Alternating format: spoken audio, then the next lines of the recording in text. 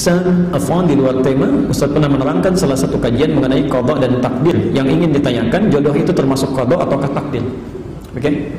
Saya tidak menerangkan masalah qada, saya menerangkan masalah qadar dan takdir. Ya, karena qada, ada qadar, ada takdir, itu berbeda. Ada qada, ada qadar, ada takdir. Yang saya maksudkan kemarin qadar. Qadar itu ketetapan yang telah diberikan oleh Allah sebelum kita terlahir ke muka bumi ini, ya, dan tidak bisa diintervensi, tidak akan berubah sampai kita wafat. Jadi ibu sampai nangis darah pun bikin status jutaan kali untuk merubah itu tidak akan pernah berubah. Ya, di antaranya ada dua, satu rizki, kedua ajal.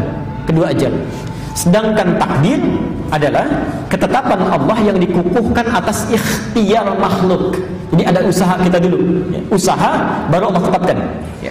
Di antaranya ada dua juga. Satu, perbuatan kita apakah baik atau buruk itu kembali pada ikhtiar kita. Misal adzan berkumandang Allahu Akbar, manusia bisa pilih mau ikut merespon suara adzan dengan sholat, itu kadar baiknya, ya, silahkan, takdir baiknya Allah tetapkan pahala. Ya, laha ma kasabat. Tapi kalau dia memilih yang buruk, dia hindari adzan, dia kerjakan yang lain misalnya, atau bahkan maksiat, wa 'alaiha maktasabat, Allah tetapkan. Ya. Nah, supaya manusia memilih yang baik, Allah turunkan hidayah, diberikan hidayah. Quran surah 29 ayat 69. Jodoh masuk yang mana? Jodoh masuk kepada takdir, ya, bukan kadar. Dia harus usaha dulu, usaha cari. Makanya kata Nabi, tunkahul mar'atu li arba'in. Ya, perempuan dinikahi lewat 4 hal. Kenapa bahasanya dinikahi? Karena perempuan cenderung menunggu laki-laki yang aktif, ya. Tapi bukan berarti perempuannya diam, tidak, menunggu dalam kebaikan. Jadi kalau ibu ingin mendapatkan misal anaknya calon yang saleh, anak perempuannya, maka perempuannya pun beramal yang saleh, ya. Rajin tahajud, salatnya yang bagus, baca Quran, dia mulai menghafal, maka Allah pun akan kirimkan orang yang baik. Itu usahanya, ya. Tapi karena laki cenderung mencari, maka sifatnya lebih aktif laki-laki, ya. Tunkahul mar'atu li arba'in, perempuan dinikahi karena 4 hal, ya. Pertama, limaliha, karena harta bendanya, ya. Kemudian karena kecantikannya, kemudian linasabiha, karena latar belakangnya, kemudian yang terakhir lidiniha, karena faktor kesolehan agamanya, ya. Fadfar bidzatid dini taribat yadak, pilih yang keempat, itu yang paling bagus. Maaf, suka ada keliru menerjemahkan. Limaliha itu sering diartikan dengan yang banyak hartanya. Saya kurang sepakat, ya. Walaupun ada kecenderungan orang memilih itu yang banyak harta, ya. Sebetulnya yang dimaksudkan adalah yang bisa mengelola harta suaminya, bisa mengatur, ya.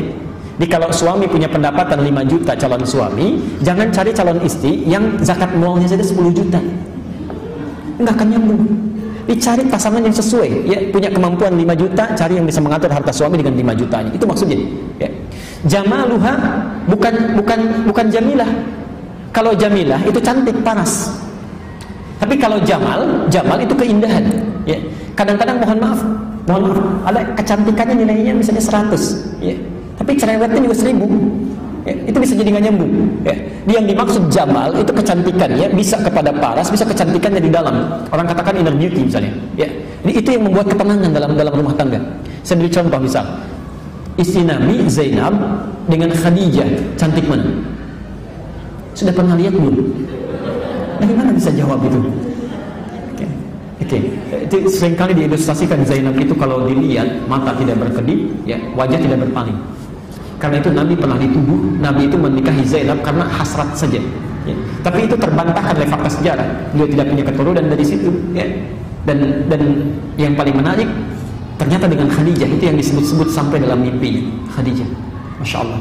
Kenapa bisa disebut demikian? Jawabannya ada di Al-Bukhari nomor hadis yang keempat. Silahkan dicek itu. Silahkan dicek. Ada ibu bapak bisa bayangkan, Nabi saat sedang gelisahnya, takutnya lihat Khadijah saja itu hilang setengah kegelisahan. Dengar suara Khadijah bisa hilang seluruh kegelisahan, ya. Nanti lain waktu kita bahas apa yang dilakukan Khadijah, itu yang dipelajari. Makanya sering saya katakan, kenapa Nabi diizinkan menikahi lebih daripada 4 perempuan? Karena seluruh karakter perempuan di muka bumi ini terangkum pada istri-istrinya Rasulullah SAW.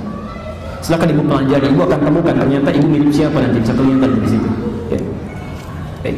Jadi saya kira ke situ, ya, jodoh itu bagian dari takdir, bukan?